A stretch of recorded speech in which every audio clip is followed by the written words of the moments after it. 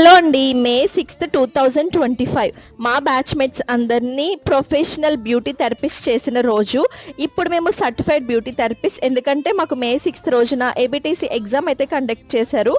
Mumbai ఏబిటిసి board నుంచి వచ్చి examiner మాకు ఏబిటిసి ఎగ్జామ్ కండక్ట్ చేస్తారు. ఏబిటిసి ఎగ్జామ్తో ఫుల్ ఫ్లెడ్జ్డ్గా మేము స్కిన్ నాలెడ్జ్ అయితే గ్రాస్ప్ చేయగలిగాము.